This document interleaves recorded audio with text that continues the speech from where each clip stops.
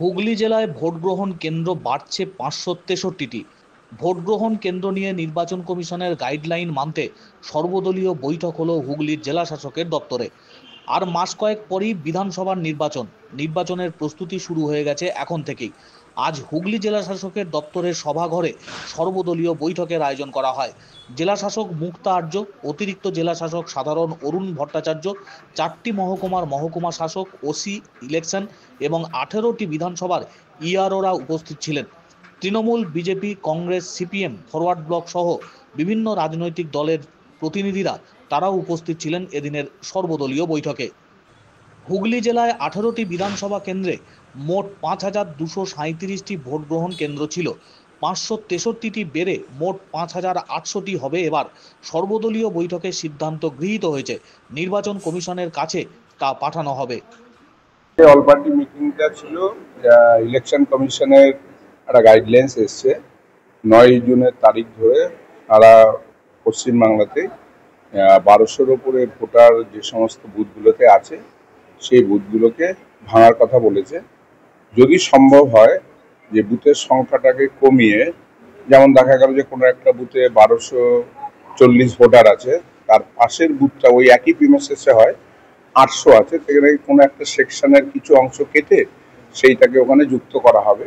তো সেই রকমভাবে একটা নির্দেশ ছিল, সেই অনুযায়ী নিচু মহলে মানে নিচুতে মানে যেটা বিডিও লেভেল এবং এসডিও লেভেলে যেটা বিধানসভা ভিত্তিক আলোচনার মধ্যে থেকে যে প্রস্তাবগুলো এসেছিল আজকে জেলাতে, সেটা সর্বসম্মতভাবে সেগুলো এখানে করা হয়েছে, ওগুলো প্রস্তাব অনুমোদিত হয়েছে। এবং আমাদের হুগলি জেলায় টোটাল বুথ ছিল 5,237টা বুথ ছিল, মানে এক্সিস্টিং যেটা লাস্ট লোকসভা নির্বাচনে। তো সেই জায়গাতে নতুন করে পোলিং স্টেশন সেখানে ক্রিয়েট হচ্ছে। 563টা নতুন বুথ বেড়ে এখন আমাদের হুগলি জেলায় এই বুথের সংখ্যা দাঁড়াচ্ছে 5,800। ইলেকশন কমিশনের গাইড আজকে যেটা সিদ্ধান্ত, এবার সেটা যদি সিও অফিস অ্যাপ্রুভ করে তাহলে এটাই ফাইনাল হবে।